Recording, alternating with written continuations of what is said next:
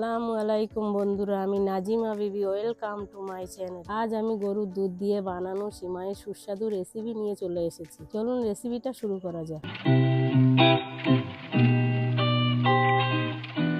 সিমুই বানানোর জন্য আমি 200 গ্রাম কাঁচা সিমুই, কিছুটা কাজু, আমন্ড, এলাচ, কিশমিশ, তেজপাতা, 1 বাটি গুঁড়ো দুধ ও 1.5 লিটার পরিমাণ গরুর দুধ নিয়েছি। চলুন কাঁচা সিমুইটা ভাজা করে নিই।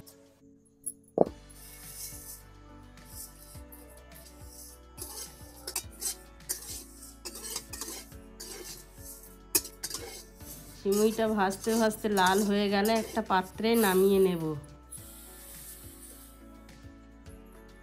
ঘি দিয়ে বাদাম কিশমিশগুলো ভাজা করে নেব।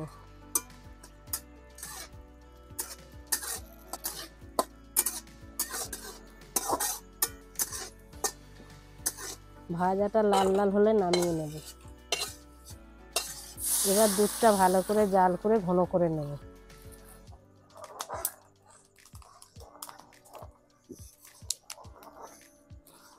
মিষ্টি স্বাদের জন্য পরিমাণ মতো বাতাসা দিয়ে নেব।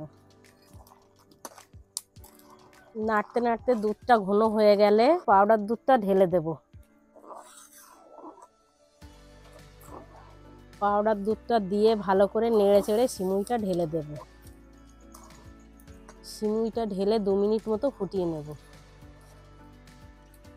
সিমুইটা ফুটে উঠলে ভাজা এলাচ ও তেজপাতাটা দিয়ে নেব। এরপর ভাজা কিশমিশ বাদামগুলো দিয়ে দেব।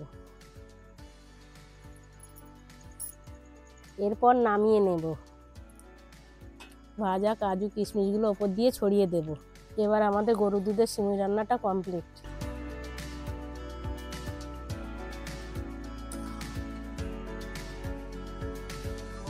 চলুন এবার টেস্ট করে দেখা যাক।